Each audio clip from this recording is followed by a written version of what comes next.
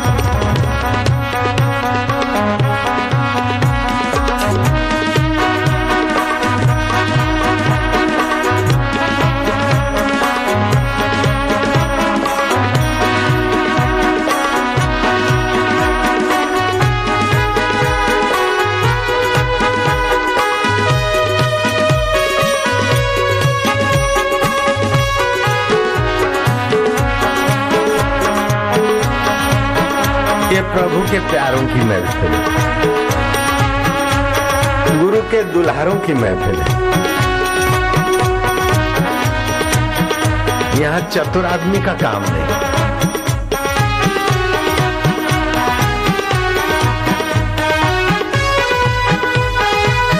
आनंद है। भजताम प्रीतिपूर्वकम ददामि बुद्धि योगम तम। अर्जुन तो सत्य समझ, जो मुझे प्रीतिपूर्वक भजता है उनकी बुद्धि में मैं योग देता हूँ।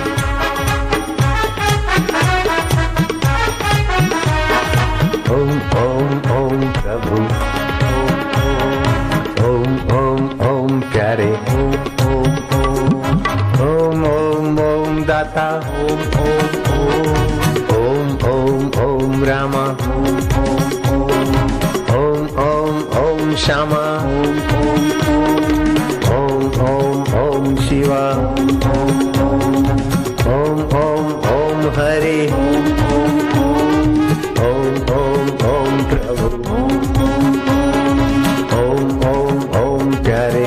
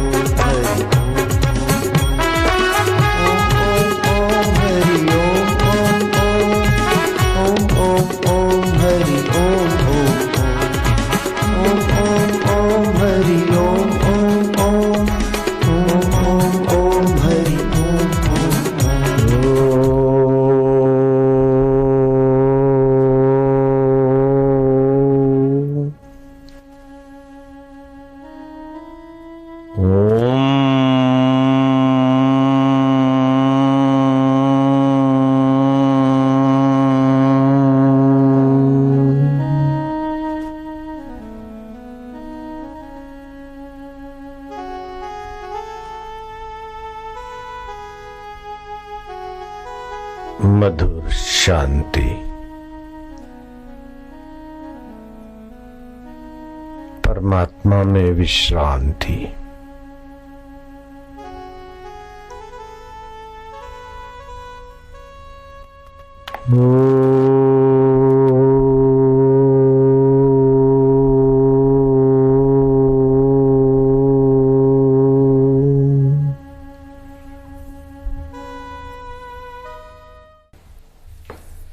जो संसार बदल रहा है, वस्तुएं बदल रही है, इंद्रियां धोखा देती है, पतंगिए रूप देखकर बावरे बन जाते क्योंकि विवेक की आंख नहीं है। मछली स्वाद की तरफ अंधी हो जाती है क्योंकि विवेक की रसना समझ नहीं है। मृग ध्वनि सुनकर अंधे हो जाते, फंस जाते हैं। भंवरा रस में फंस जाता है, सुगंध में। हाथी स्पर्श में फंस जाते। अली पतंग मृग मीन गज, एक एक रस आँच। तुलसी उनकी कौन गति, जिनको व्यापी पांच। उन प्राणियों को तो एक एक इंद्रिया ले डूबती है। पतंगिया रूप को देखकर जल मरता है। अभी तुरंत समझे ऐसी घटना, देख सकते हैं बत्तियां जलती होगी और पतंगिए मजा लेने के लिए भागे भागे आते हैं और वहां परेशान होकर जल कर तड़प कर मर जाते हैं। सड़क पर ट्रैफिक में भी उन असंख्य जीवों की दुर्दशा कोई रोक नहीं सकता। बाहर से देखते लेकिन अंदर विवेक की आंख से पतंगिए अंधे हैं। ऐसे ही रावण तुम भी अंदर की आंखों से अंधे हो। खाली अंधे नहीं हो, पुलस्त कुल में पैदा हुए थे। पुलस्त ऋषि के कुल में तुम पैदा हुए और भगवान शिवजी जैसे आपको इष्ट देव गुरुदेव के रूप में मिले, लेकिन तुम्हारी बाहर की आंखों ने ऐसा तो जगत को सत्य मान रखा कि और भोगूं और देखूं। जैसे पतंगिया देखने में अंधा, देखने की लालच में अंदर से अंधा है। भंवरा सूंघने की लालच में अंदर से अंधा हो जाता है। ऐसे तुम भी रावण 20-20 आंख होते हुए अंधे हो।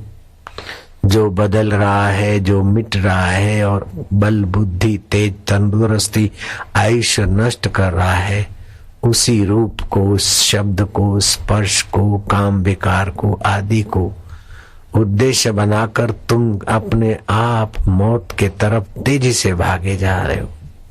शिव जी जैसे गुरु मिले, लेकिन तुम्हारा बहरापन शिव जी के वचन से तुमको वंचित रखता है।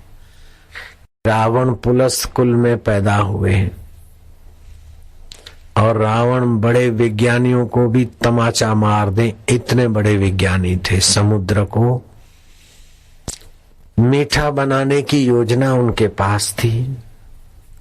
अग्नि को लकड़ी जले लेकिन धुआं ना हो। पानी की खाराश, समुद्र की खाराश मिटाने की योजना थी उनके पास। अभी के विज्ञानी तो बबलू हैं रावण के भौतिक विकास के आगे। चंद्रमा को निष्कलंक बनाने वाले थे। सदा पूनम का चांद दिखे लोगों को, पूर्णिमा का हो, पुष्ट करता रहे। कृष्ण पक्ष हो ही नहीं, शुक्ल पक्ष, और शुक्ल पक्ष में भी पूनम का चांद चमकता रहे। जैसे सूर्य प्रतिदिन ज्यों का त्यों चमकता, ऐसे चंद्रमा भी चमके। ऐसी रावण के पास योजना थी। लेकिन ये सारी योजनाएं होने पर भी जगत की सत्यता, जगत में ही सुख खोजने की जो अंधी मति थी, रावण को अंधा और बहरा बना दिया। तो रावण के पास ऐसी क्या गलती थी कि इतना बड़ा विज्ञानी, इतना बड़ा शास्त्रज्ञ और इतना बड़े गुरु का शिष्य, फिर भी रावण हर महीने, हर साल दे दिया सलाई का शिकार बनता है। और शबरी में ऐसी क्या विशेषता थी कि श्री रामचंद्र जी शबरी भीलन, एक तो भील जाति और फिर उसमें भी शबर जाति, कुरूप जाति, और अबला 16 वर्ष की शबरी। शादी के फेरे फिरने की तैयारी थी। पंडित ने कहा सावधान। शबरी ने देखा कि संसार में कीचड़ में विकारों में गिरने वाला रास्ता है। सावधान शब्द शास्त्र कह रहे, हमें सावधान होना चाहिए। फेरा फिरने वाली पल्ला पल्ली की गांठ खोलकर शबरी तो साहस से चल पड़ी। गुरु के आश्रम में प्रवेश नहीं था। छुप छुप करके लकड़ियां गुरु के आश्रम में छोड़ जाती रात्रि को 3, 4, 5 बजे के बीच। ऋषि ने जांच करवाने के लिए शिष्यों को आदेश दिया, लेकिन कोई लकड़ियां डालता हुआ दिन में तो दिखता नहीं, प्रभात को भी दिखता नहीं। रात्रि जागरण करके शबरी को देख लिया, पकड़ा गया चोर छुप छुप के लकड़ियां डाल जाता है। घेरा करके शिष्यों ने उसे रोक रखा। प्रभात को गुरु के द्वार लाए। गुरु बोले, गुरु जी चोर पकड़ा गया है। शबरी ने हाथ जोड़कर प्रार्थना की कि मनुष्य जीवन दुर्लभ है। फेरे फिरते पंडित ने कहा सावधान। किसी संत से लोगों ने पूछा कि दुल्हा को घोड़े पे क्यों बिठाते? बोले घोड़े पे इसलिए बैठाते हैं कि अगर भाग सके तो भाग, घोड़ा तो देते साथ में, भाग सके तो भाग और अपने आत्मा में जाग सके तो जाग। गुरु के पास आने वाला शिष्य रोज आता था, एकाएक 2 दिन गैर हाजिर रहा। गुरु ने पूछा क्यों? युवक, फलाने तुम आना, 2 दिन नहीं आए। बोले बाबा क्या करें मेरी मंगनी हो रही थी, उसके जरा मेहमानवाजी में। बोले तू गया मेरे काम से। फिर कुछ समय बीता, 3 दिन की गैर हाजिरी रही। बोले क्यों नहीं आया 3 दिन? बोले बाबा शादी हो गई। बोले गया माँ बाप के यहाँ काम से। फिर 2-3 साल के बाद 3-4 दिन गैर हाजिर रहा। बाबा ने पूछा क्यों नहीं आया 4-4 दिन? बोले महाराज मुझे को बच्चा हुआ। बोले गया अपने काम से भी। बोले बाबा ये समझ नहीं पाया, मंगनी हुई तो आपने कहा मेरे काम का नहीं रहा, शादी हुई तो बोले माँ बाप के काम का नहीं रहा, बेटा हुआ तो अब बोलते हो तो अपने काम का नहीं रहा। बोले बस मंगनी हुई तो जो ब्रह्मचर्य व्रत था और कुछ आत्मा परमात्मा का ओज तेज पाकर मेरे संदेश को दूसरों के जीवन में सींचने का जो बल था, मंगनी हुई तो बल की दिशा बदल गई, मेरे काम का नहीं रहा। फिर शादी हुई तो माँ बाप के काम का भी नहीं रहा। अब तो लाडी के तरफ आकर्षण हो गया, कमाओ खिलाओ, ससुराल जाओ, सासू को मनाओ, साले को घुमाओ, साले को, साले के साले को घुमाओ, साले को, ये सब होगा। अब बच्चे हुए तो तू अपने काम का भी नहीं रहा, बेटे के लिए सोचो, बेटे के लिए करो। नारायण हरि नारायण हरि। तो अंगद ने कहा अंधा बहिर न कहीं अस, नैन कान तव बीस। तुम्हें अंधा भी नहीं कहा जा सके, बहरा भी नहीं कहा जाए। अंधा तो 2 आंख गंवाता है, लेकिन तुमने तो 20 आंख गंवा के। बहरा तो 2 कान गंवाता है, तूने 20 कान बाहर गंवा रखे। तुम्हें अंधा बहरा भी कहना मुझे उचित नहीं लगता, नया शब्द कोई खोज रहा हूं, कुछ परिमार्जन करना चाहता हूं, इसलिए गुर गुर के देख रहा हूं। रावण, मैं पैर धरती पर जमाता हूं और तुम मेरा पैर उठा के दिखाओ तो मैं माता जनक नंदनी हारा, मेरे श्री रामचंद्र जी अपनी अर्धांगिनी भक्ति देवी सीता जी हारे। रावण को ललकार दिया। रावण उठा, ये क्या एक बंदर, बंदर का सखा भी बंदर जैसी बातें करता। हनुमान की भी ऐसी बातें थी, अंगद तुम भी ऐसी बातें कर, क्या तुम्हारा पैर नहीं उठा सकता हूं? रावण गद्दी छोड़कर अंगद का पैर उठाने को आया, खूब जोर मारा, विफल हो गया। अंगद ने फिर व्यंग किया कि मेरा पैर क्या पकड़ता, चल प्रभु की शरण में, तेरा भला हो जाए। अब अंगद में इतना साहस कैसे कि जनक नंदनी दाव पर लगा दे। ये राम जी ने तो सम्मति दी नहीं, जनक नंदनी ने सम्मति दी नहीं। किसी की धर्म पत्नी को दाव पर लगा देना, हार जीत वे अपने पैर जमाने में, ये दुस्साहस क्यों? अंगद जानता था कि जहां से शक्ति मिली थी उस शिव तत्व को भूलकर जो दिखता है उसमें आसक्त हुआ। नहीं तो वो दिन थे कि कैलाश उठाने का बल था रावण में, लेकिन फिर जगत की सत्यता और इंद्रियों के आकर्षण में रावण ऐसा तो गिरा कि कैलाशपति का एक धनुष्य उठाने में विफल हुआ था, लक्ष्मण को उठाने में विफल, अंगद के पैर उठाने में विफल। जहां मूल स्तोत्र है उधर से आदमी जब इंद्रियों के द्वारा बाहर की जगत की सत्यता में भटकता है तो फिर शक्तिवान होते हुए भी शक्तिहीनता के तरफ चला जाता है। रावण को लपड़ाक मारने का ये व्यंग था अंगद का कि राम के दास का पैर तू हिला नहीं सकता तो राम जी को तू क्या हिलाएगा, अभी भी सुधर जा, सुधरने की सीजन है। शबरी इस संसार को बदलता हुआ जानती है और शरीर को मरण धर्मा जानती है।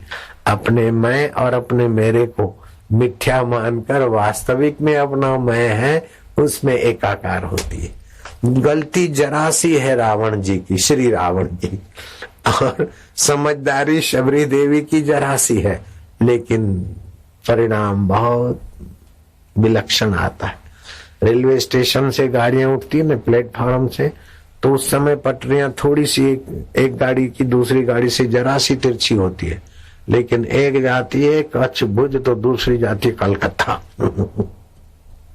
एक जाती है दिल्ली तो दूसरी जाती है बम्बई। पटरियां थोड़ी सी अदला बदली होती। नजरें बदली तो निजारे बदले, किश्ती ने बदले रुख तो किनारे बदले। हम हाथ जोड़कर आपको बोलते, ये शरीर यश का विषय, संसार का विषय भोगने के लिए नहीं है बेटू। संसारी भोग तो और योनियों में बहुत मिलते हैं, खाना पीना ये वो। ये तो भगवान से योग करने के लिए जीवन मिला है फूना दे हाल नु जिन वतन विसारिया। उनके हालत को धिक्कार है जिन्होंने अपने आत्म वतन को विसार दिया।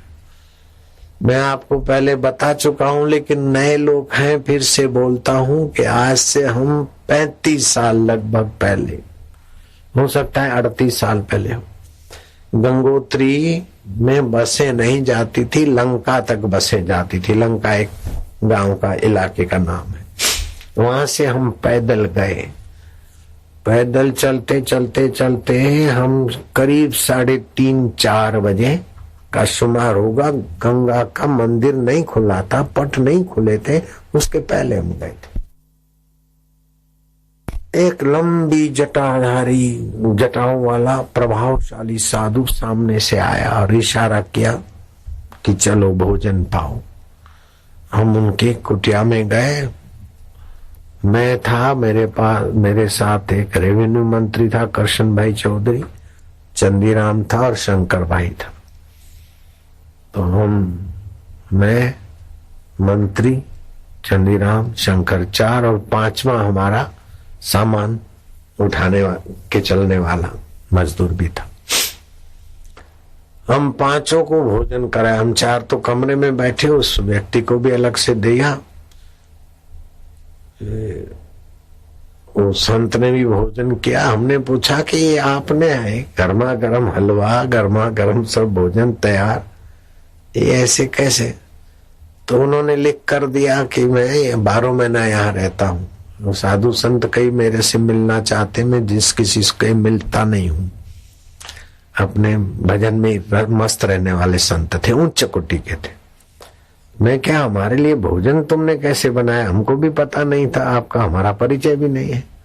बोले मैं रोज 11 बजे, उन्होंने लिख के दिया कि रोज 11 बजे अपना भोजन पाता हूँ एक टाइम। तो आज सब विशेष बनता गया। मैं क्या, क्यों बनवा रहा है? जिस कुछ अधिक बनवा रहा है तो कोई आने वाला होगा। तो ऐसे ही हलवा भी 6 आदमियों का बन गया, चावल भी 6 आदमी के, दाल और सब्जी भी 6 आदमी की बन गई। बनाकर हाथ धोए, देखा कि अभी 6-7 आदमी का बना है, तो किसको खिलवाना चाहता है? तो मैं बाहर गया, रास्ते के तरफ देखा तो तुम 5 दिखाई दिए। मैं क्या, 5 ही और 6ठा में बिल्कुल यही गणित होगा, इसीलिए तुमको बुला लिया था। मैं क्या, महाराज आप मेरे को साधु मत मानना। तो उसने लिख के दिया कि आप भले अपने को साधु नहीं मानते, लेकिन आप का ये, उसने बहुत कुछ रहस्यमयी बातें।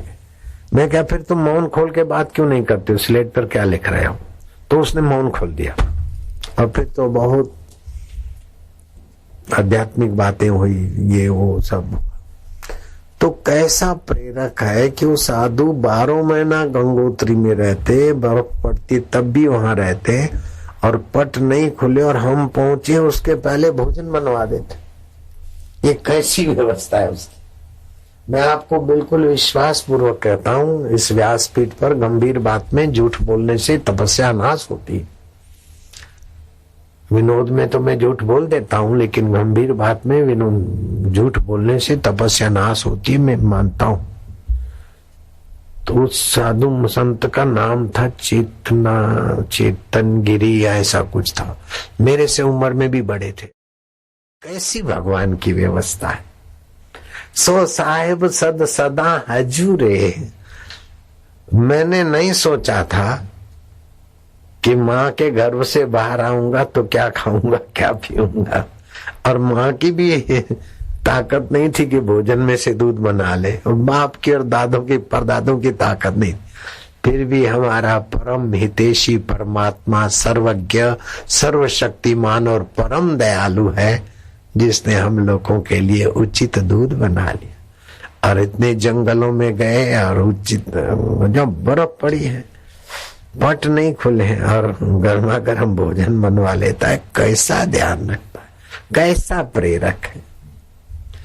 सो साहेब सद सदा हजूरे, सो साहेब सद सदा हजूरे, अंधा जानत ताको दूरे।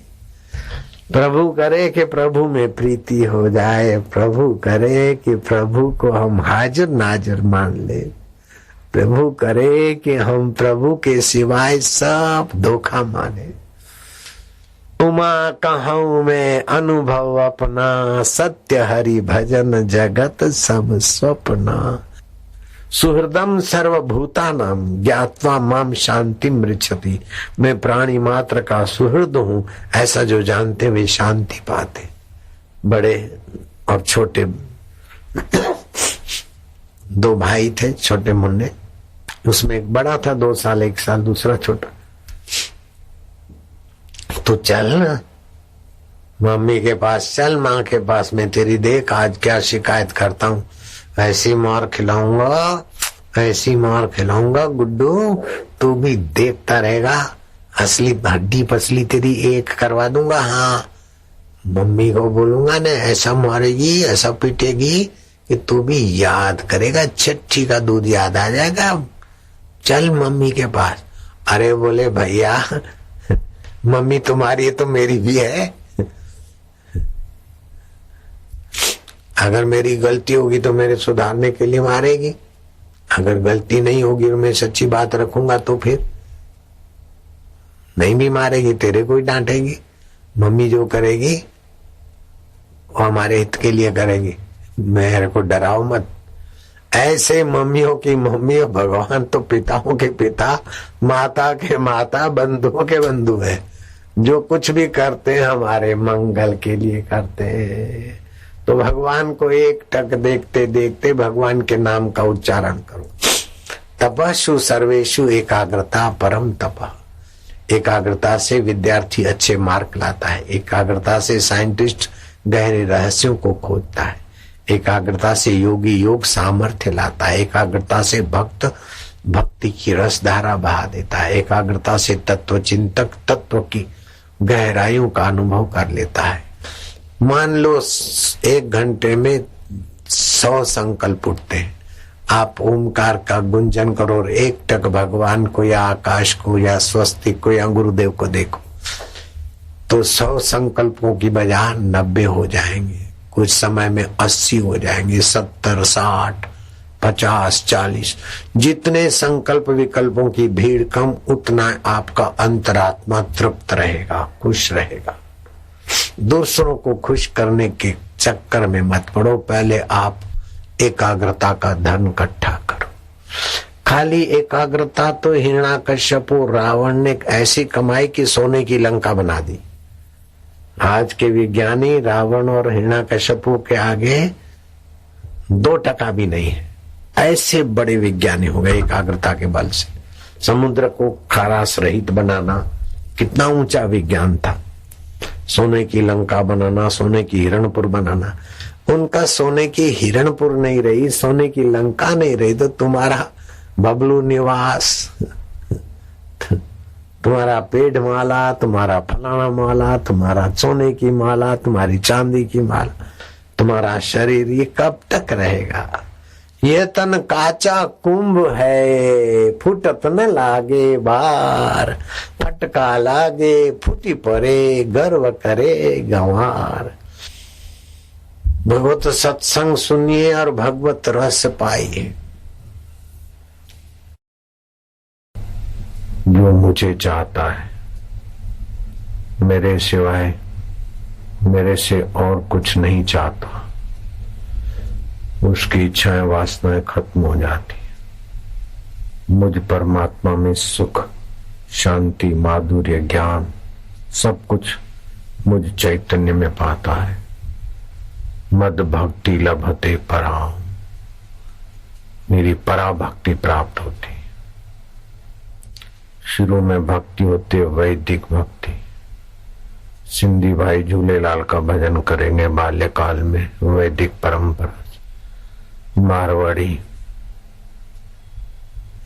देवी मगरे वासोली दो है जी, देवी मगरे अथवा और कोई देवी देवता। पहाड़ी लोग अपनी कुंजा देवी, अमुक देवता, भैरव आदि की उपासना करेंगे। इसको बोलते वैदिक भक्ति, कुल परंपरा से प्राप्त। फिर धीरे धीरे आगे बढ़ के गौणी भक्ति, भगवान के गुण, स्तोत्र पाठ से भगवान के गुण महिमा। फिर ध्यान भजन और कुछ आगे बढ़ेंगे तो गौणी भक्ति। वैदिक भक्ति से गौणी भक्ति ऊपर उठा लेगी। गौणी भक्ति होते होते फिर अनुरागा भक्ति होगा। भगवान के सिवाय की बात भाएगी नहीं, क्योंकि भगवान पहले थे, अभी हैं, बाद में रहेंगे। और भगवान की शरण गए, भगवान को चाहा तो संसार की चाहें थोड़ी कम होती जाएगी। पहले जितना झूठ कपट बेईमानी करके संसार चाहते थे, पता चला कि संसार तो रहने वाला नहीं, टिकने वाला नहीं। झूठ कपट बेईमानी से अंतःकरण शुद्ध होता है, अशुद्ध होता है। सत्य बोलना सहज है, झूठ बोलने में तो असहजता आती है। सत्य में परिश्रम नहीं है, झूठ में परिश्रम है। सत्य सुलभ है, असत्य को बनाए रखना असंभव है, सत्य को छोड़ना असंभव है। सत्य हमारा स्वभाव है, चेतन हमारा स्वभाव है, ज्ञान हमारा स्वभाव है। अपने ज्ञान को दबोच सकते लेकिन मिटा नहीं सकते, मिटेगा नहीं। सत्य चित्त आनंद स्वभाव मिटेगा नहीं। असत जड़ दुख शरीर टिकेगा नहीं, सत्य चित्त आनंद मिटेगा नहीं। तो अब हमें सत्य चित्त आनंद के तरफ ही जाना है। वसुदेव सत्य बोलने में प्रसिद्ध थे। आकाशवाणी हुई कि हे मूर्ख कंस, जिस देवकी को वसुदेव के साथ विदाई देने के लिए जा रहा है, चलो बहन की शादी हो गई तो मैं स्वयं रथ हाँकूंगा, सारथी बना। वही देवकी का 8वां तेरा काल आएगा। तो देह अभिमानी असत शरीर को मैं मानता है, असत वासना को पूरी करने आता। उसने देवकी के बाल पकड़े, तलवार से अभी गर्दन उतार दूं, क्योंकि इसी के गर्भ से मेरा काल जन्मेगा। वसुदेव ने कहा, देखो तुम्हारी बहन है और स्त्री है, उसकी हत्या करोगे, लोक में अपयश होगा और लोक में भी दंड मिलेगा। मैं तुमको इसके गर्भ से जो बालक पैदा होंगे तुमको दे दूंगा। कंस को उस पर भरोसा हो गया, क्योंकि वसुदेव सत्यनिष्ठ है। वसुदेव ने दिया, बालक हुआ, जाके कंस को दिया। वसुदेव की सच्चाई पर और बालक की मासूमता पर कंस को तरस आ गया, बालक वापस दे दिया। बोले जाओ, मैं नहीं मारूंगा, नहीं मारूंगा, नहीं मारूंगा। इस निर्दोष बालक ने क्या किया?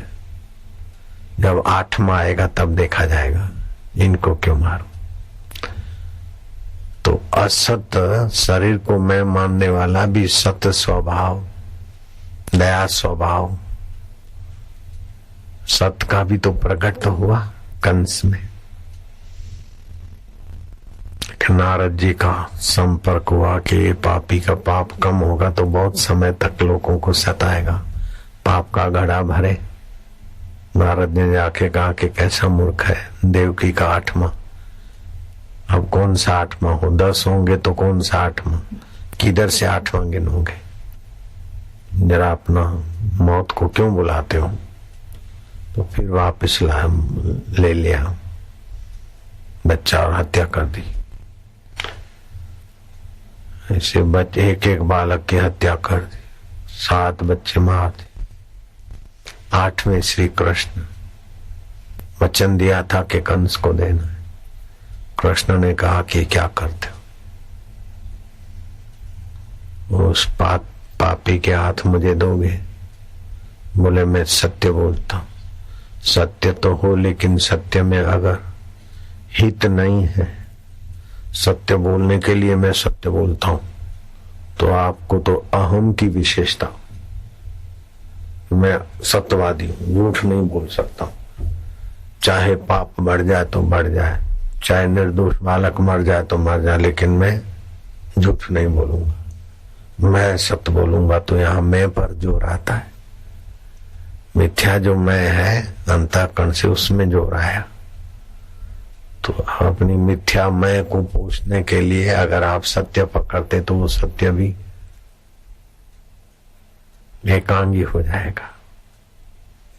ध्यान देना, मैं असत क्यों बोलूं, चाहे जो हो जाए, मैं असत नहीं बोलूंगा, मैं असत नहीं करूंगा।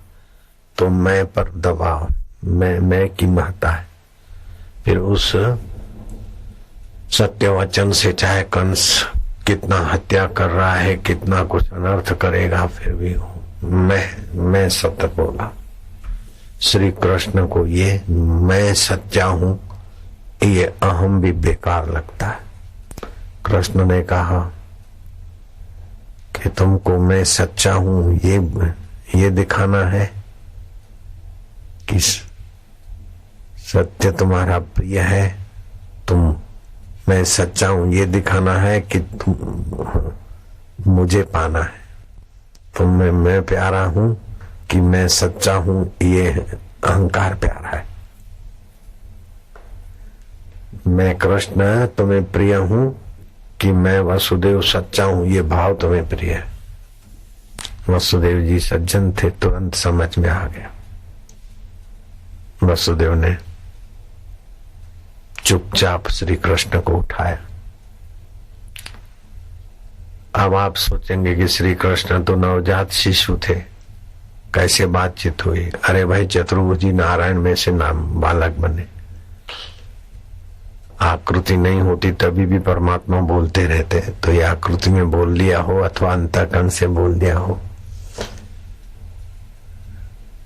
3 प्रकार की आकाशवाणी होती है। एक तो बाहर से आकाशवाणी होती है, भूताकाश। दूसरी चित्त में स्फुरना आकाशवाणी, और तीसरी चिदाकाश में अपने स्वरूप में स्थिति की अनुभूति में। वाणी तो नहीं होती लेकिन वो अनुभूति चिदाकाश। तो 3 प्रकार के आकाश है। ये आंखों से दिखता है वो भूताकाश, चित्त में जिसमें स्फुरने होते हैं वो चित्ताकाश, उन दोनों को जो जानता है वो चिदाकाश। 3 आकाश। चिदाकाश परम सूक्ष्म है, सारा ब्रह्मांड चिदाकाश के अंदर है और सब में चिदाकाश व्याप रहा है। भूताकाश भी 5 भौतिक वस्तुओं में व्याप रहा है। चित्त में भी भूताकाश है। तो चित्त में भूताकाश है, ये जानता कौन है? भूताकाश को तो पता ही नहीं, ये चिदाकाश जानता, वही मैं स्वरूप। तो वसुदेव ने चुपके से टोकरी उठाई और कृष्ण को लिया, चलिए। वहां से योग माया को ले आए और देवकी के गोद में रख दिया। और कंस आया तो बालक कहाँ है? बोले ये। वो बालिका को उठाया, गोकुल में वो जन्मी थी योग माया भगवान, उसके हाथ से छटक गया आकाश में। बोला कि मूर्ख, तेरे मारने वाला तो जन्म गया तो क्या करता है। तो फिर जहां भी नए बच्चे जन्मे उनको सबको मारना चालू करा दिया। उसी में श्री कृष्ण को भी पूतना के द्वारा मरवाना चाला। लोग बोलने लगे कि वसुदेव तुम्हारा जीवन भर का सत्य। फिर कृष्ण के समय तो तुम सत्य बालक नहीं रहे, छुपा दिया कृष्ण को, योग माया ले आए। तो बोले हाँ, घर में खुशी होती है, बालक जन्मता है तो कोई न कोई चीज देनी पड़ती है, दान में त्याग करना पड़ता है। तो त्याग, तुच्छ वस्तुओं का त्याग क्या करें, सबसे श्रेष्ठ वस्तु, सबसे उत्तम वस्तु को मैंने त्याग कर बदले में कृष्ण को लिया है। सत्य को त्याग कर, मैं के सत्य को त्याग कर वास्तविक सत्य मिला है मुझे। कैसा युक्ति युक्त है। मैं सच्चा हूं, इस मैं को और सच्चाई दिखाने को मैंने त्याग कर स्वयं सत्य स्वरूप को मैंने स्वीकार किया मेरा। शास्त्र कितनी रहस्यमय बात बताते। युधिष्ठिर महाराज का रथ चलता था पृथ्वी से ऊपर सत्य के प्रभाव से।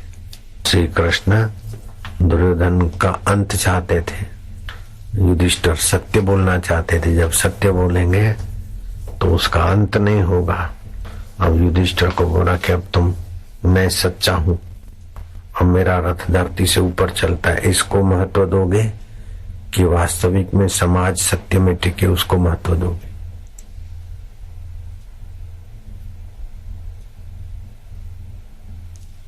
द्रोण का बेटा था अश्वत्थामा। तुम बोलो अश्वत्थामा हाथी भी है, उसको मारते हैं, तुम बोला अश्वत्थामा मर गया। तो बेटे की मौत सुनकर द्रोणाचार्य हो गया पूरे। तो बोले मैं ये तो झूठ तो नहीं बोलूंगा। तो तुम्हारे को अपने मैं की सत्यता चाहिए, समाज की सत्यता, खुशहाली अथवा तात्विक सत्यता तुमको नहीं चाहिए। ऐसा करो, तुम थोड़ा सा बोलो अश्वत्थामा हतो, नरो वा कुंजरो वा बोल देना, मनुष्य या तो कुंजर हाथी। बोले अच्छा ऐसा तो बोल दूंगा। जब नरो वा कुंजर बोला अश्वत्थामा हाथो, ये तो सुनने दिया। नरो वा कुंजर वा बोले तो जोर से धमाधम धमाधम बजा दी नागारे रणभेरी आदि आदि जो बजा। तो द्रोण आप समझ गए कि मेरा बेटा मर गया।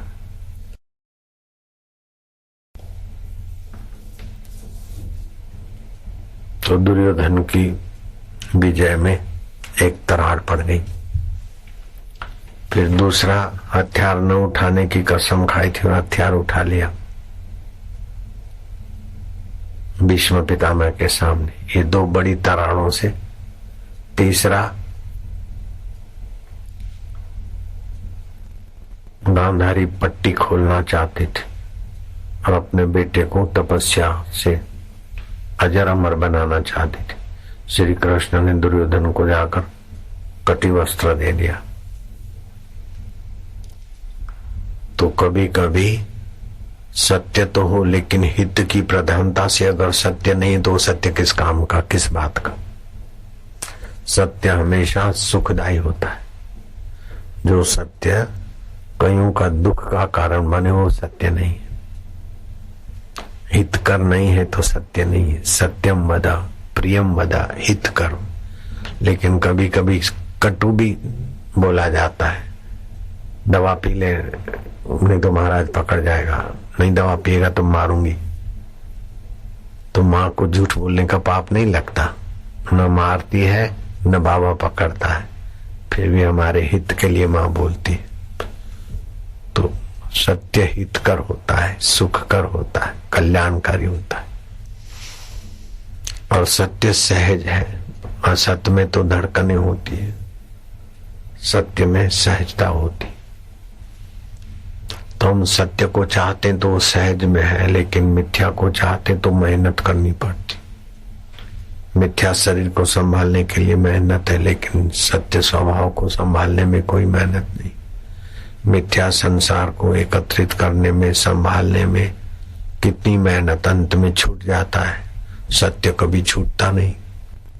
शरीर छूट जाता, लेकिन अपना सत्य स्वभाव थोड़ी छूटता है। जो सत्य स्वभाव है वो चेतन स्वभाव भी है, और ज्ञान स्वभाव भी। मरने के बाद ये नरक है, उसका ज्ञान होता है कि नहीं होता? ये स्वर्ग है, अथवा मैं आकाश में घूम रहा हूं। शरीर नहीं मिला तो प्रेत। प्रेत भी 3 प्रकार के होते हैं। सात्विक स्वभाव के, जो पीपल आदि, मंदिर आदि पवित्र जगहों में रहते हैं, किसी का बुरा नहीं करते जल्दी। दूसरे राजसी स्वभाव के, अपना झुंड बढ़ाते हैं, सड़कों पर आदि मरते तो दूसरों को भी प्रेत बनाते हैं, राजसी स्वभाव। तीसरे तामस स्वभाव के, शराबी, कबाबी, दुष्ट आत्मा, तामसी प्रेत बनते। लेकिन कुछ भी बने हैं, वो सूक्ष्म शरीर की आकृति आती है, लेकिन वो आकृतियां मिटती रहती, सत्य नहीं मिटता। उस सत्य को सत रूप में, चेतन रूप में, आनंद रूप में जान ले तो वो सत्य विभू है, व्याप्त है, साक्षात्कार हो जाए। ये ब्राह्मणी स्थिति। फिर उसे देवी, देवता, यक्ष, गंधर्व, किन्नर, इंद्र आदि सब छोटे पद लगेंगे, और मेरे को बड़ा पद मिला ये अहंकार नहीं रहेगा। सत्य में बड़ा छोटा नहीं होता, सत्य सत्य ही होता। तो सत्य भी 2 प्रकार का होता है। जैसे 2 और 2 4, ये सत्य है, लेकिन सत्य नहीं है। 4 टिकेंगे नहीं, बनाओ मिटेंगे, लिख दिया तो भी मिटेंगे। ये व्यवहारिक सत्य है। दूसरा होता है सत्य, वो मिटता नहीं है।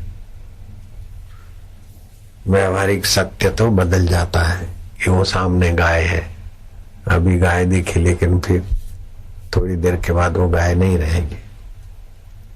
अभी सत्य है, बाद में सामने गाय नहीं रही। व्यवहारिक सत्य। दूसरा होता है सत्य, जो पहले भी था।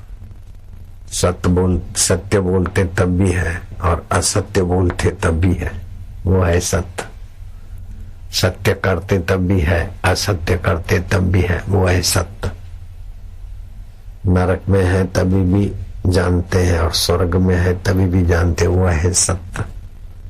वो जो सत्य है वो चेतन रूप है, और वो ज्ञान स्वरूप, वो मैं हूं, इसी को बोलते साक्षात्कार। समाधि करे हजारों वर्ष की, आनंद में रहे, बड़ा बुद्धिमान हो, लेकिन सत्य का साक्षात्कार कराने वाली,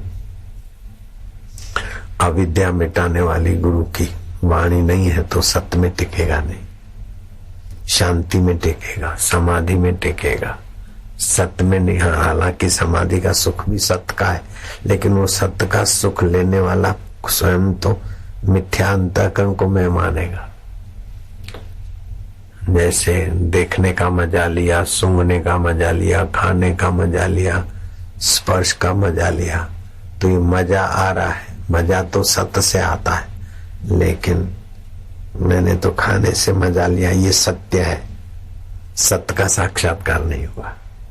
मैंने सूंघने का मजा लिया, ये सत्य है, सत्य का साक्षात्कार नहीं। ऐसे ही मैंने समाधि का सुख लिया, मजा लिया, ये सत्य तो है, लेकिन सत्य मैं ही वो हूं, ये साक्षात्कार नहीं हुआ। बड़ा सूक्ष्म, सूक्ष्मतर, सूक्ष्मतम है, और इसमें मुंडे मुंडे मतिर भिन्ना। ईश्वर के बारे में हर एक की अपनी अपनी धारणाएं खोपड़ी। श्रुतिर भिन्ना, श्रुतियां भी भिन्न भिन्न दिखेगी। सुमृत और मपि भिन्ना, सुमृतियां भी भिन्न भिन्न। नाना मुनिर यस्य वचनम अपि भिन्ना, अलग अलग ऋषि मुनि संत है, उनके वचन भी कुछ न कुछ भिन्न लगते।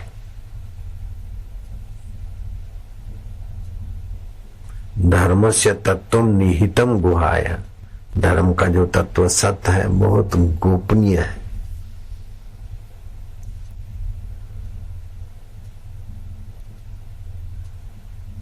हनुमान जी जैसे पुरुषार्थी व्यक्ति भी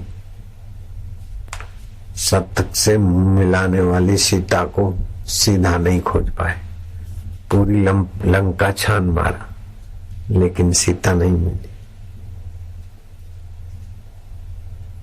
जब विभीषण का सहयोग हुआ तब पता चला कि सीता तो लंका में ही, त्रिजटा उसकी सेविका है, ये रही सीता। आपने जान लिया कि अरे आंखों पे जो है आईने से आया है सूरज का लेकिन विशेष दिख रहा है। ऐसे जहां जहां अंतःकरण है वहां परमात्मा की विशेष चेतना दिखती, हिल चाल ज्ञान आदि।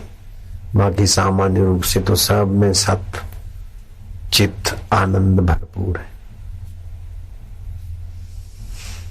तो जहां जहां अंतःकरण अवच्छिन्न चैतन्य है वहां सत्य की चित्त की आनंदता की प्रतीति होती। तो उस सत्य में टिक जाए। जैसे आईने का प्रतिबिंब दिखा लेकिन प्रतिबिंब क्यों आया कि सूरज से, ऐसे ही अंतःकरण कैसे स्फुरा के सत्य के प्रभाव से।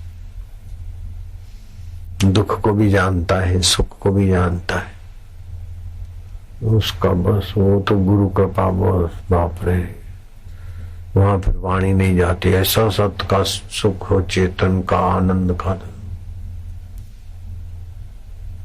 एक बार अविद्या निवृत्त हो गई फिर चाहे 3 मिनट उस सत्य का साक्षात्कार हो तो भी पुनर्जन्म नहीं होगा।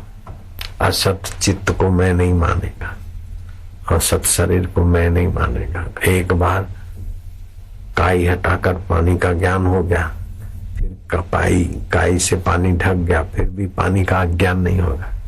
ऐसे एक बार सत्य का ज्ञान होने के बाद फिर कभी अज्ञान नहीं होता। इसीलिए ज्ञानी बादशाह समाधि वाला तो योगी योग भ्रष्टों पे जाए थे, तत्व भ्रष्टों पे जाए थे नहीं है। तो योग से तो पतन हो सकता है, भोगी तो पतित है ही है।